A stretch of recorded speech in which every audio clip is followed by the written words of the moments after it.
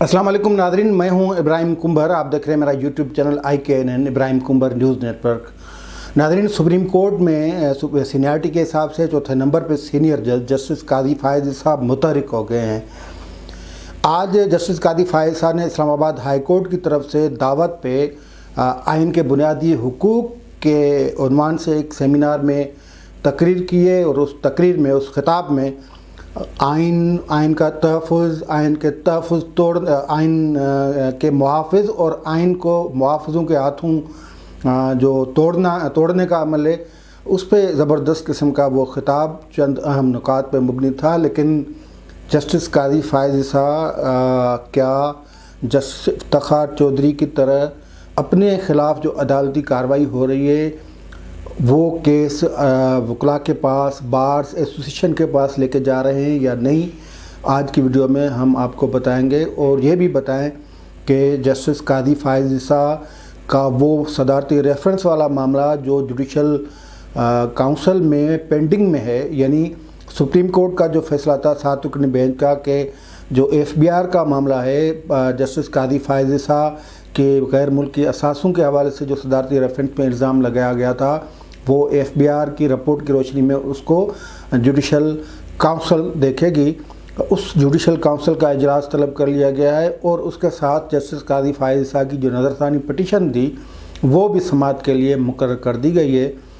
ये हंगामी बुनियादों पे ये जो कार्रवाई हो रही है, क्या जस्टिस कादी फायज़ साहब के ख़िलाफ़ कोई बड़ा फ़ैसला आने वाला है? क्या जस्टिस कादी फायज़ साहब को जो सुप्रीम कोर्ट से निकालने का फ़ैसला बाज़ाब्ता तौर पे कर लिया गया है और उसकी अनाउंसमेंट होने वाली है? इस बात का हम तज्ज़िया आज की वीडियो में लेंगे। उससे पहले जिन दोस्तों ने चैनल को नहीं देखा, पहली बार देखा है, या जिन्होंने सब्सक्राइब नहीं किया वो सब्सक्राइब करें, बेल आइकन को क्लिक करें ताकि ताज़ा वीडियो अपडेट्स आपको बर वक्त मिल सकें। अगर वीडियो पसंद आए तो शेयर और लाइक ज़रूर कीजिएगा। तो जनाब जस्टिस कादी फायज़ साहब ने आज Islamabad high court bar association की एक तकरीब से ज़बरदस्त किस्म का ख़िताब किया है। आइनी और कानूनी पैराए में रहकर एक जज बार एसोसिएशन से ही ख़िताब कर सकता है और उसकी मुकम्मल तौर पे इजाज़त है। जस्टिस कादी फायज़ साहब गुज़िश्ता 2 सालों से जिस तरह एक अताब का शिकार हैं, जिस तरह उनके ख़िलाफ़ प्रोपेगेंडा किया जा रहा है, तो उस पर तो बाकी अदलिया को कोई गुस्सा नहीं आता, बाकी अदलिया उस पर एक्शन भी नहीं लेती। फ़र्ज़ करें 2-3 ऐसे इक़दाम थे, बल्कि ताज़ा जो फवाद चौधरी साहब ने जस्टिस कादी फायज़ साहब के हवाले से एक ट्वीट किया था और पूरी उसके जितने भी लाखों में फॉलोवर्स हैं उन सब ने देखा। सोशल मीडिया पे ये चीज़ आई जिसमें उसने लिखा था कि एक अंडर ट्रायल जज जो है वो 10 रुकनी बेंच के सामने भाषण दे रहा है। मतलब ऐसी गैर महज़ब लैंग्वेज इस्तेमाल की गई, वो भी सुप्रीम कोर्ट के जज के ख़िलाफ़। लेकिन सुप्रीम कोर्ट के वो 10 जज तो उस पर ख़ामोश रहे, चीफ़ जस्टिस भी ख़ामोश रहे, सुप्रीम कोर्ट के मतलब पूरी अदलिया उस पर ख़ामोश रही। यानी एक वफाकी वज़ीर ने ऐसी ट्वीट की जो फ़कत एक जज का नाम मेंशन किया गया, लेकिन एक अदलिया पे हमला जिसको तस्वर किया जाता है, आम तौर पे किया जाता है। अगर ये बात किसी और जज के ख़िलाफ़ होती तो हो सकता है अदलिया उस पर नोटिस भी लेती। फिर हाई कोर्ट भी उस पर ख़ामोश रही। इस्लामाबाद हाई कोर्ट ठीक सरगर्म भी है लेकिन बहरहाल ख़ामोश थी, यानी हर तरफ खामोशी है जस्टिस कादी फायज़ साहब के मामले पे। और बड़ी बात ये कि इसी बयान को लेकर, इसी ट्वीट पैगाम को लेकर जस्टिस कादी फायज़ साहब की जो बेगम साहिबा हैं, एहलिया हैं, उन्होंने कादी फायज़ के ख़िलाफ़, जो फवाद चौधरी के ख़िलाफ़, यानी वफाकी वज़ीर साइंस और टेक्नोलॉजी फवाद चौधरी के ख़िलाफ़ सुप्रीम कोर्ट में दरख्वास्त दाखिल की। वो तौहीन अदालत की दरख्वास्त थी, लेकिन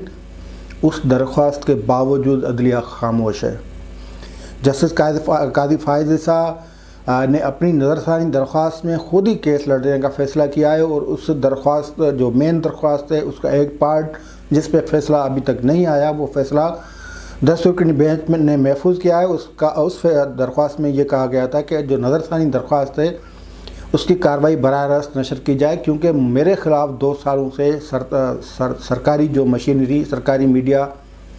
کو استعمال کر کے میرے خلاف پروپیگنڈا کیا جا رہا ہے۔ میں اس پروپیگنڈا کا جواب تو نہیں دے سکتا، کیونکہ جج ہوں، اور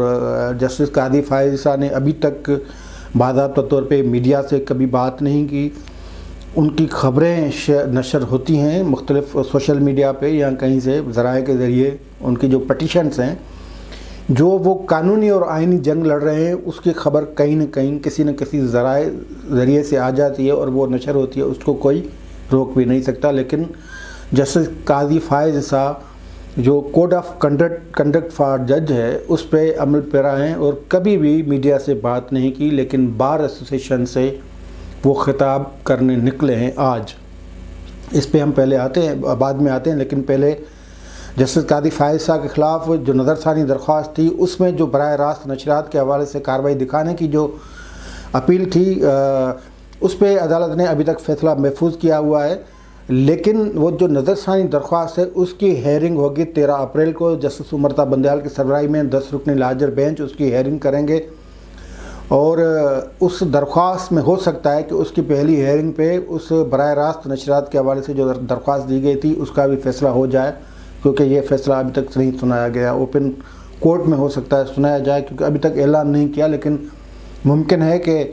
جسٹس قاضی فائز عیسیٰ اس سماعت کے موقع پہ عدلیہ سے یہ درخواست کریں کہ پہلے آپ اس درخواست کا فیصلہ کریں، کیونکہ یہ کنیکٹڈ میٹر ہے، اور جسٹس قاضی فائز عیسیٰ کا عدلیہ سے یہی استدعا ہے کہ آپ جو نظر ثانی درخواست کی جو کارروائی چلے گی، عدالتی کارروائی، اس کو پی ٹی وی اور دوسرے چینلز پہ نشر کرنے کی اجازت دیں۔ یعنی جب اس درخواست کا فیصلہ ہوگا تو پھر یہ کارروائی بھی چلے گی، اور عین ممکن ہے کہ 1-2 دن میں، یعنی کل تک ہو سکتا ہے کہ جسٹس قاضی فائز عیسیٰ کی اس درخواست پہ عدالت فیصلہ کر دے۔ اگر کل نہیں کرتی تو جس دن یہ مقرر ہے، یہ نظر ثانی درخواست 13 اپریل کو سنی جائے گی، تو 13 اپریل کو اس کا فیصلہ بھی براہ راست جو نشریات والی درخواست ہے اس کا فیصلہ بھی کیا جائے۔ 14 اپریل اہم تاریخ ہے جس دن سپریم جوڈیشل کونسل کا اجلاس طلب کر لیا گیا۔ سپریم جوڈیشل کونسل ججوں کے احتساب کا آئینی ادارہ ہے۔ آئین کے آرٹیکل 209 کے تحت یہ ججوں کے خلاف کارروائی کرتا ہے، لیکن یہ پوری جو ہم دیکھ رہے ہیں کہ اس میں کئی ریفرنس مختلف ججوں کے خلاف بھجوائے گئے ہیں یا بھیجے گئے ہیں، یا بہرحال اس کونسل میں آئے، لیکن ان میں سے فقط ریفرنس 2 ججوں کے خلاف چنا گیا، بلکہ 3 کے خلاف چنا گیا۔ ایک جسٹس شوکت عزیز تھے جو ہائی کورٹ کے سینئر جج تھے اسلام آباد ہائی کورٹ کے، دوسرے جسٹس قاضی فائز عیسیٰ تھے جو سپریم کورٹ کے میں 2023 میں چیف جسٹس بننے والے ہیں، اور ایک جسٹس کے آغا جو کہ سندھ ہائی کورٹ کے سندھ ہائی کورٹ کے جج ہیں۔ تو ان کے خلاف یہ ریفرنسز آئے۔ پھر جسٹس قاضی فائز عیسیٰ کو تو شوکاز جاری کرنے کے بعد جسٹس ثاقب نثار نے انہیں جوڈیشل کونسل کے ذریعے فارغ کر دیا، لیکن یہ معاملہ جوڈیشل کونسل میں چلا، شوکات بھی آیا جسٹس قاضی فائز عیسیٰ کو۔ جسٹس قاضی فائز عیسیٰ نے یہ معاملہ سپریم کورٹ میں چیلنج کیا، پھر 10 رکنی لارجر بینچ بنی۔ اس بینچ میں 7 رکنی جو 7 جج تھے، انہوں نے جسٹس قاضی فائز عیسیٰ کا جو صدارتی ریفرنس کا جو کیس تھا، مطلب صدارتی ریفرنس کو تو 10 رکنی بینچ نے خارج کر دیا، لیکن 7 ججوں نے اپنا ذہن بناتے ہوئے وہ جو اس میں اہم جو شکایت تھی وہ ایف بی آر کو بھیج دی، اور ایف بی آر کو حکم دیا کہ آپ سپریم کورٹ کے جج کے خلاف کارروائی شروع کر دیں۔ پھر انہوں نے کیا اور رپورٹ جوڈیشل کونسل میں بھیج دیے۔ اب جوڈیشل کونسل کا اجلاس 14 اپریل کو بلایا گیا ہے، اور اس میں وہ معاملہ ٹیک اپ ہونے کا امکان ہے۔ یعنی آپ یہ سمجھیں کہ 13 تاریخ نظر ثانی سماعت ہوگی، نظر ثانی درخواست کی سماعت ہو رہی ہوگی، اور 14 تاریخ کو جوڈیشل کونسل میں جسٹس قاضی فائز عیسیٰ کا معاملہ جوڈیشل کونسل جس کے سربراہ چیف جسٹس ہیں وہ دیکھ رہے ہوں گے۔ یعنی چیف جسٹس کے ساتھ جوڈیشل کونسل میں جسٹس مشیر عالم جو کہ سینئر جج ہیں، اور جسٹس امرتا بندیال جو خود تیسرے نمبر پہ سینئرٹی میں آتے ہیں، اور اس کے علاوہ اسلام آباد ہائی کورٹ کے چیف جسٹس اور سندھ ہائی کورٹ کے چیف جسٹس وہ اس جوڈیشل کونسل کے ممبر ہیں۔ 5 رکن اس جوڈیشل کونسل میں کون جسٹس قاضی فائز عیسیٰ کی حمایت کرتا ہے، کون اس جو ریفرنس کا کیس تھا یا ایف بی آر کو رپورٹ بھیجنے کے حوالے سے فیصلہ تھا یا جو صدارتی ریفرنس والا معاملہ تھا اس کی حمایت یا مخالفت کرتا ہے، یہ سب اس دن پتہ لگ جائے گا۔ دو پہلو ہیں، یا تو جوڈیشل کونسل اس نتیجے پہ پہنچے گی کہ ایف بی آر نے جو فیصلہ کیا ہے اس کے بعد یہ کیس جو ہے وہ جسٹس قاضی فائز صاحب پہ ثابت ہوتا ہے، اس لیے جسٹس قاضی فائز صاحب کے خلاف باضابطہ طور پہ اس کو مرتکب قرار دیا جاتا ہے مس کنڈکٹ کا۔ اگر یہ نہیں ہوتا تو پھر وہ جو رپورٹ آئے گی اس رپورٹ کے بنیاد پہ یہ معاملہ نمٹا بھی سکتی ہے جوڈیشل کونسل۔ لیکن یہ تھوڑا جلدی میں ہو رہا ہے، تو پھر تاثر یہی پیدا ہو رہا ہے کہ ایسی کیا جلدی ہے کہ یہ معاملہ جلد بازی میں اتنا لیا جا رہا ہے۔ ابھی ایک فیصلہ پینڈنگ میں ہے، ایک نظر ثانی درخواست زیر سماعت ہے، اس کی بھی ہیئرنگ آ گئی ہے۔ بہرحال ایک طرف یہ معاملہ ہے، دوسری طرف جسٹس قاضی فائز صاحب بار ایسوسیشن کی طرف نکل پڑے ہیں۔ آج اتنے پورے عرصے میں آج انہوں نے بار ایسوسیشن یعنی اسلام آباد ہائی کورٹ بار ایسوسیشن کو خطاب کیا، اور خطاب وہ بھاری خطاب تھا، وہ ہضم نہ ہونے والا خطاب تھا، اور خاص طور پہ ان قوتوں کو، ان طاقتوں کو، ان فریقین کو جو فریقین اس سارے جو سسٹم میں مداخلت کے جو عادی بنے ہوئے ہیں، اور جس کا نشاندہی بھی باضابطہ طور پہ کئی مرتبہ کی جا چکی ہے۔ یہاں جو جسٹس قاضی فائز صاحب کا خطاب تھا، اس خطاب میں چند اہم نکات تھے، وہ زبردست قسم کے اس لیے ہیں کہ انہوں نے ایک کہا کہ جو قائد اعظم نے جس پاکستان کی بنیاد رکھی وہ پاکستان جمہوری پاکستان تھا، پاکستان اسلامی ریاست ہے، لیکن قائد اعظم نے جو پاکستان بنایا تھا وہ دنیا کی سب سے بڑی اسلامی ریاست تھی، لیکن اب ہم آدھے پاکستان میں رہتے ہیں، اور اپنے ہی کچھ مہربانیوں کی وجہ سے آدھا ملک جو ہم نے گنوا دیا، باقی آدھے پاکستان میں رہتے ہیں۔ اور آج جس پاکستان میں ہم رہتے ہیں وہ دنیا کا سب سے بڑا مسلم ملک نہیں ہے، سب سے بڑا مسلم جو اسلامی ملک ہے، مسلمانوں کا ملک ہے، وہ انڈونیشیا ہے، اس کے بعد بھارت ہے، مسلمانوں کا سب سے بڑا ملک پاکستان نہیں ہے۔ اس کے بعد جو آئین کا تحفظ پہ زور دیا، انہوں نے کہا کہ آئین کا تحفظ اس لیے ضروری ہے کہ آئین سب کو تحفظ دیتا ہے، آئین برابری کی بات کرتا ہے، آئین کی بنیادی جو انسانی حقوق کی شقیں ہیں 24 2 درجن سے تقریباً 2 درجن، ان کی شق نمبر 3 سے لے کر پھر آج سے وہ چلے گئے 19-20 تک، آج سے سب کی تشریح کی اور کہا کہ یہ سب شقیں ہیں جس پہ عمل درآمد ہونا چاہیے۔ انہوں نے پھر جبری گمشدگی کی بات کی، پھر انہوں نے یہ بھی کہا کہ جب اسلام دین میں زبردستی نہیں ہے تو پھر قانون میں بھی زبردستی نہیں ہونی چاہیے، اور پھر انہوں نے یہ بات کی کہ جو آئین کے محافظ ہوتے ہیں وہ آئین کو توڑتے ہیں تو اس وجہ سے مسائل پیدا ہوتے ہیں، آئین کو توڑنا غداری ہے، اور آئین کو توڑنے سے نہ وفاقیت رہتی ہے نہ پاکستانیت رہتی ہے۔ اب آئین کو کون توڑتا ہے، کس نے پاکستان میں کب کب توڑا، یہ ہمیں سب پتہ ہے، لیکن یہ آئین توڑنے والے پھر ایسی تقریروں کے کیا، لیکن خود آئین میں آئین توڑنے والی کی جو سزا ہوتی ہے، اور پاکستان کی تاریخ میں جب ایک پہلے آئین شکن عامر کو وہ سزا ملی تو اس کو بھی ایسے دودھ میں سے مکھن میں سے بال کی طرح نکال کے باہر بھجوا دیا گیا، اور یہ سب آئین شکن قوتوں کے جو مائنڈ سیٹ ہے یا ان کا جو باقیات ہے وہ سب کچھ کرتی ہے۔ جنرل ایوب سے کہ جنرل پرویز مشرف تک یہ جو 4-5 آئین شکن اگر ملک میں پیدا نہیں ہوتے، اور بقول جسٹس قاضی فائز صاحب کے کہ وہ ہوس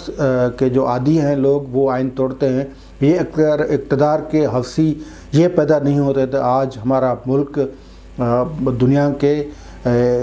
جو نقشے پہ ایک عظیم ملک ہوتا، ترقی یافتہ ملک ہوتا، اور لیکن وہ سب کچھ نہیں ہوا، اور وہ ایک خواب تھا جو وہ خواب ادھورا رہ گیا ہے۔ لیکن جسٹس قاضی فائز صاحب نے جو بار ایسوسیشن کی طرف قدم رکھا ہے، ان کو خطاب جو پہلا خطاب کیا، اس سے ایک یہ تاثر بھی ملتا ہے کہ کیا جسٹس قاضی فائز صاحب کو